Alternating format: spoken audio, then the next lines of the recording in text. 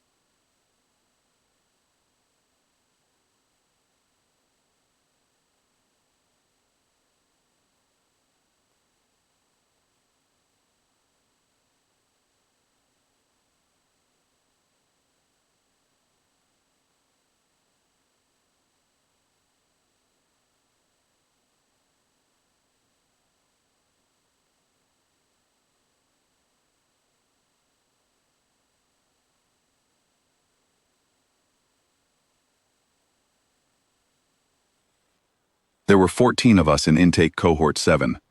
I looked around the bay at the others: 2 Kelvari, 1 Vel Sorvani with the blue gill slits, 3 Keth Sorvani, a pair of Osek from the outer rim, who were already fanning themselves with their secondary limbs just from the ambient bay temperature. And I did the math. The Academy's pass rate was not good. Nobody asked me what I thought about it. I was the only human in the cohort, and in my experience, that meant people either forgot to ask or assumed I already had something to say. I kept quiet and copied down the schedule. 72 hours, sealed chamber, solo pod, standard rations. The temperature would climb incrementally from ambient to maximum tolerance threshold over the first 6 hours, then hold.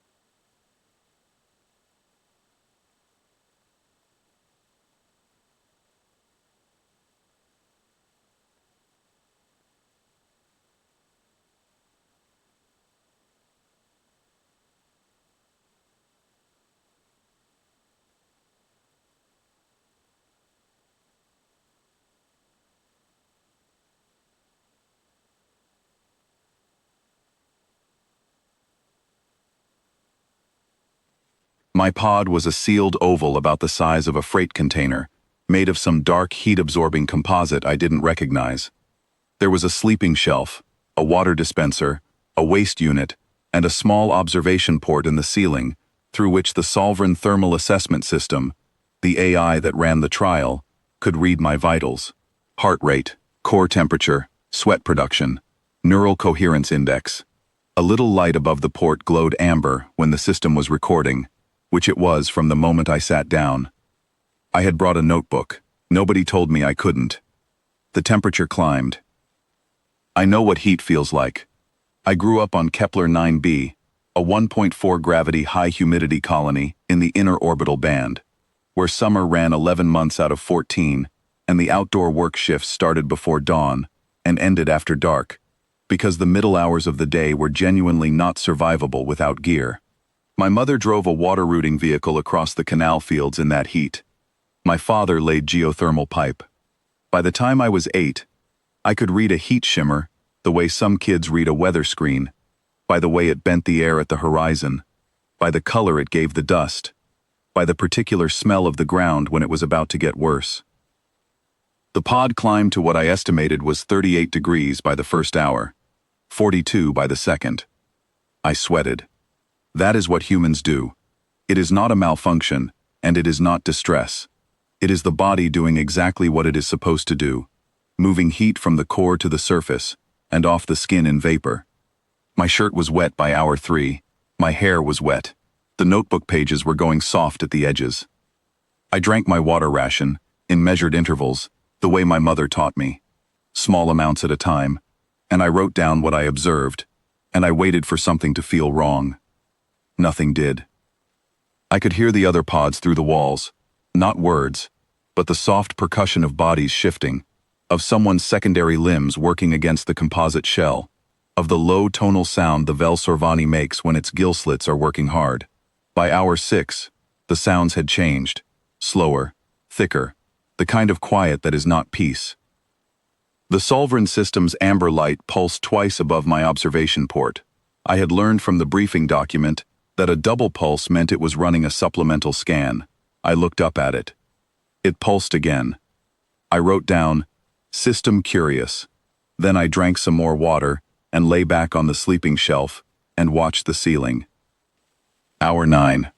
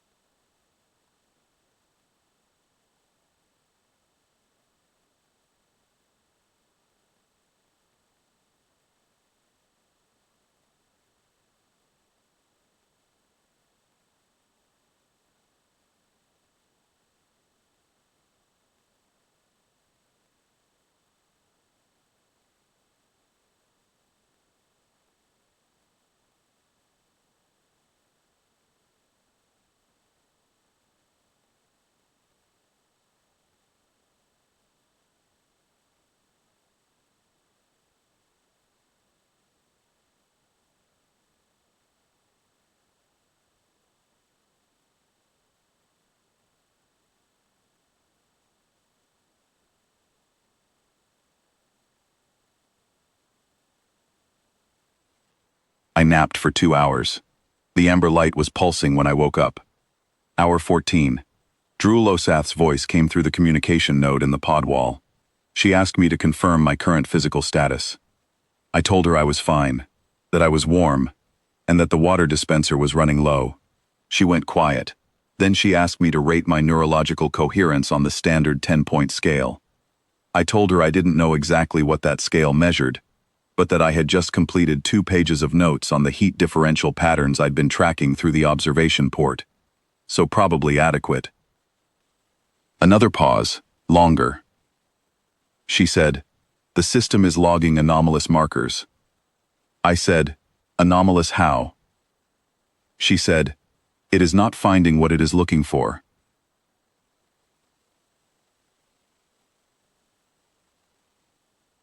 I thought about that. I asked her what it was looking for. She didn't answer, but I had already guessed. The same physiological cascade the system had seen 47 times before. Heart rate climbing past the coherence threshold, neural index dropping, the sequence of signals that meant a body was failing to cope. The system was looking for a body that was failing to cope. Mine wasn't giving it one. I finished my notes.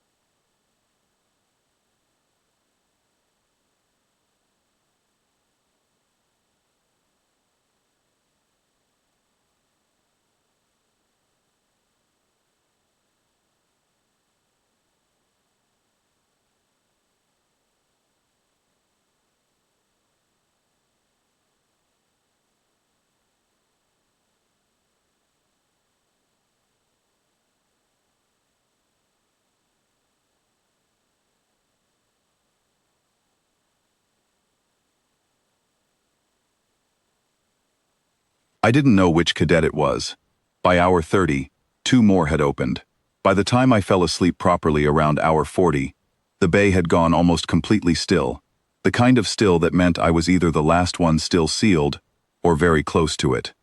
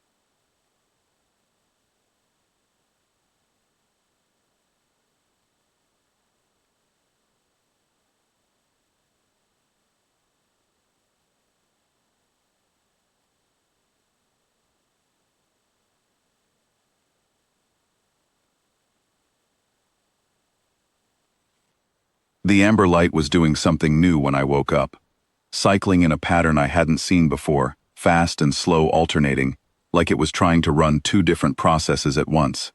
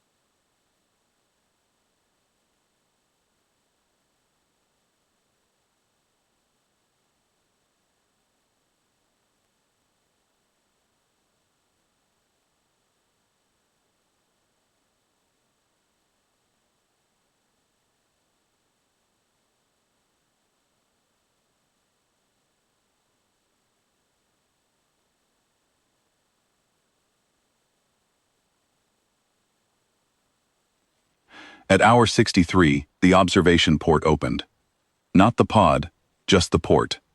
Drulosath's face appeared in it, pressed close to the small frame, her heat receptor pits fully dilated, her skin gone from pale yellow to something closer to white. I had read in a species profile that pigment bleaching in Kel-Sarathi indicated stress response. She was visibly, thoroughly stressed. She said, "The trial ends at 72 hours. I said, "I know." She said, "You have 9 hours remaining." I said, "I know." She looked at me for a long time. Her receptor pits moved slowly, reading the air between us. Then she said, more quietly, "How are you doing this?" I thought about how to answer that. About my mother in the routing vehicle at 45 degrees. Windows down because the cooling unit had broken in the 3rd year, and there was no budget to fix it. About my father stripping his outer layer at noon and working the rest of the shift in just his base suit. Because the heat wasn't the danger. The dehydration was. And you managed it by accepting the temperature and controlling the water. I said, "Where I come from, this is summer." The port closed. The remaining 9 hours passed. My water was gone by hour 68, which was uncomfortable. I sat with it.